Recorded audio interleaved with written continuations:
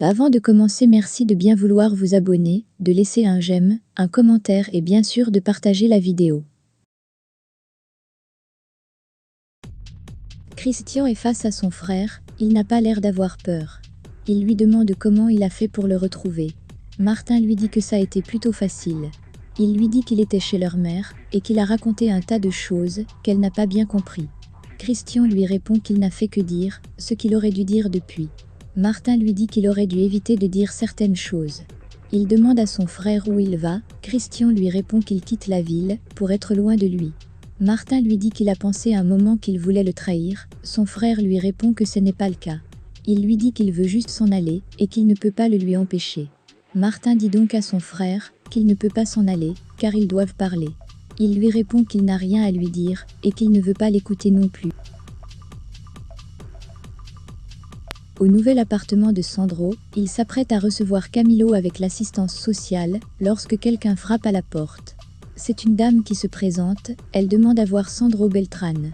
Sandro lui demande où est Camilo, elle lui répond qu'il sera bientôt là, avec l'assistance sociale, et qu'elle est venue pour prélever les échantillons de sang pour le test de paternité. Sandro est surpris. Martin essaie de convaincre Christian de venir avec lui, mais ce dernier refuse. Il lui dit qu'il connaît bien ses méthodes et qu'il ne montera pas dans sa voiture. Martin joue les innocents et lui demande s'il a une raison de l'en vouloir. Il dit à Christian qu'il est son frère et qu'il ne lui fera aucun mal. Christian ne le croit pas vraiment, il demande donc à Martin s'il va le tuer, car il sait qu'il en est capable. Martin pique donc une crise et le traite d'idiot. Il lui dit qu'il doit lui parler pour lui expliquer comment il doit gérer ses transactions financières et son compte en Suisse, car c'est lui qui s'en chargeait.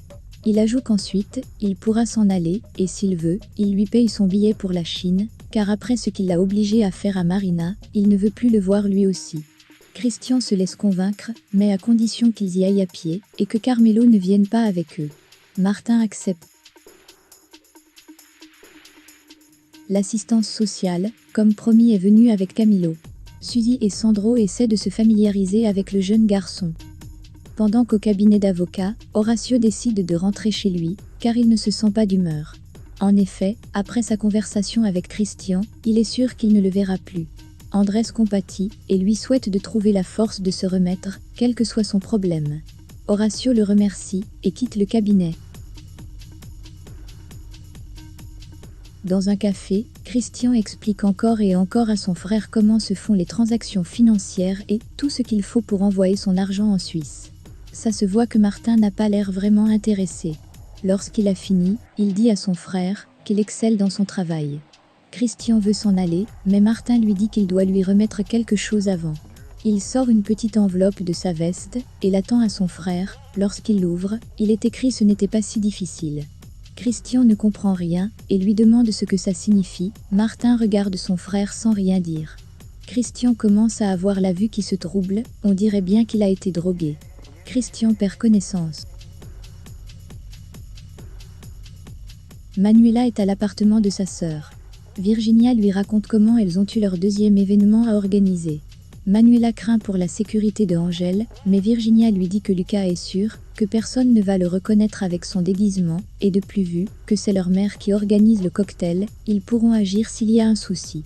Virginia demande à Manuela les nouvelles de son mari, sa sœur la rassure qu'il va bien. Virginia lui dit alors qu'elle est plus rassurée de le savoir chez Angel. Manuela, quand elle avoue à sa sœur d'être mal à l'aise de devoir voir Angel plus souvent car elle se sent faible lorsqu'elle est proche de lui. Elle lui raconte que lorsqu'elle était chez lui, il lui a prise dans ses bras. Virginia conseille donc à sa sœur de faire table rase du passé et de lui accorder une deuxième chance. Pendant ce temps, Christian est en train de retrouver ses esprits. Martin est vraiment furieux.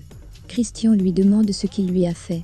Martin explique à son frère que la carte qu'il lui a remis contenait une drogue et il a suffi juste qu'il la respire. Martin, furieux, reproche à son frère d'avoir voulu le trahir. Il lui demande à qui il voulait envoyer ce CD. Christian veut démentir, mais son frère lui dit que ce sont là tous les aveux des choses qu'il a pu commettre. Il est clair qu'il lui veut du mal. Il traite son frère de chien et de tous les autres noms d'oiseaux. Christian lui dit alors que c'est la seule chose qu'il mérite, car il détruit la vie des gens qu'il approche et qu'il a détruit sa vie également. Martin le regarde avec rage.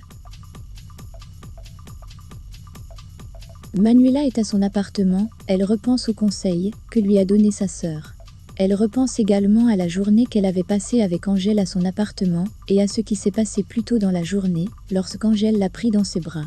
Manuela se lève et prend son sac pour sortir. Lorsqu'elle ouvre la porte, elle tombe sur Angèle. Elle est très étonnée de le voir. Elle lui demande ce qu'il fait là. Angèle entre et lui dit qu'ils doivent parler. Il lui demande où elle va. Manuela est surprise par cette question. Angèle insinue qu'elle va voir le procureur. Manuela pique alors une crise de jalousie et lui dit que sa vie privée ne le regarde pas et vice-versa. Elle lui parle également de sa relation avec Sylvana. Angèle lui dit qu'il ne se passe rien avec Sylvana et qu'ils sont juste bons amis, et c'est tout. Manuela lui dit également qu'il ne se passe rien avec Osvaldo, il a juste été correct avec elle et l'a aidé pour le transfert de Jimmy, et de plus, elle se sent coupable de lui mentir comme elle le fait. Angèle n'a pas l'air très convaincue par cette explication. Christian est en larmes, il dit à son frère qu'il était un modèle pour lui et que tout ce qu'il voulait, c'était d'être comme lui. Il voulait le ressembler, il lui dit qu'il l'aimait, mais ça c'était avant qu'il ne réalise quel genre de personne il est. Il dit à Martin que lorsqu'il a ouvert enfin les yeux, il était trop tard. Martin est insensible et le regarde toujours avec haine. Christian lui demande alors en pleurs s'il va le tuer, car maintenant il est un problème pour lui. Il lui dit qu'il sait bien que le fait d'être son frère ne peut pas l'empêcher de le tuer quand même. Martin lui dit qu'il ne va pas le tuer, il lui dit que lui-même va s'en charger. Il met à Christian l'arme dans la main. Il lui explique qu'après tout ce qui s'est passé, son acte sera compréhensible. Christian retourne donc l'arme contre son frère, mais Martin reste impassible et lui dit qu'il sait qu'il ne peut pas tirer, car il n'a jamais été un homme courageux. Christian essaie tant bien que mal de tirer, mais il n'y arrive pas, il demande à son frère de quoi il fait. Martin descend de la voiture sans se retourner.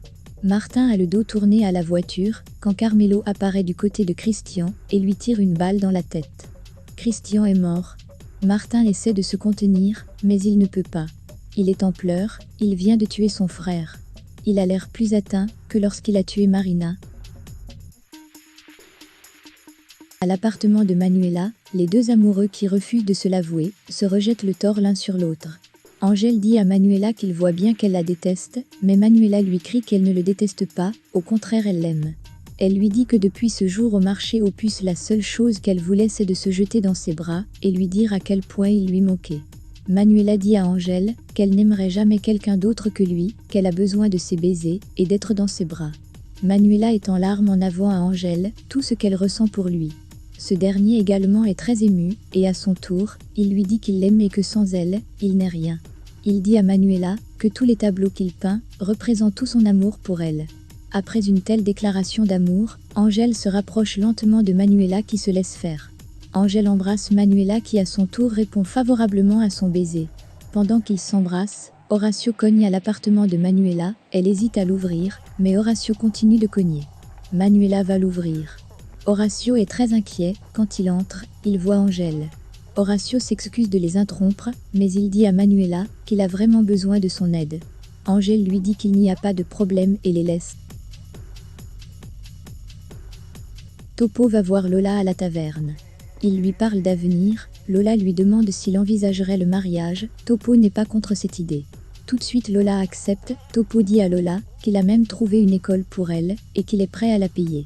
Lola lui dit qu'elle n'a pas encore vraiment réfléchi à ce qu'elle veut faire, mais Topo la rassure, et lui dit qu'il est prêt à réaliser ses rêves. Lola est ravie. Martin rentre à son appartement. Il est attristé, il pense à son frère, lorsqu'ils étaient plus jeunes. Martin se sert un verre, mais n'arrive pas à le boire, il casse son verre. Il repense aux dernières déclarations de son frère, qui lui disait qu'il l'aimait, et que son rêve était d'être comme lui. Martin repense aussi aux aveux que Christian a faits, et ne sait quoi en penser. Martin n'arrive pas à noyer son chagrin, il s'en veut d'avoir tué son frère. Il se dit qu'il n'a pas voulu le tuer, mais qu'il ne lui a pas laissé le choix. Martin pleure son frère. À l'appartement de Manuela, Horacio lui raconte ce qu'il s'est dit avec Christian. Manuela le rassure, et lui dit qu'il reviendra sûrement bien plus vite qu'il le pense, et qu'ils seront de nouveau ensemble. Horacio lui demande si elle le dit par rapport à sa relation avec Angèle. Elle acquiesce, et lui dit avec le sourire que tout amour véritable finit par se retrouver. Horacio lui dit que malgré ce qu'il ressent, il est content, car avec les aveux qu'il va recevoir par la poste, ils vont détruire Martin. Carmelo appelle Martin et lui dit que tout est fait. En effet, Carmelo a maquillé la scène en suicide. Il lui dit qu'il a récupéré son ordinateur uniquement. Martin lui dit qu'il n'a pas besoin de son ordinateur, car il a tout ce qu'il lui faut dans celui du bureau. Carmelo lui demande s'il en est sûr, il lui répond par l'affirmative. Il lui demande alors ce qu'il fait de cet ordinateur, Martin lui dit de le détruire. Carmelo est ravi et acquiesce.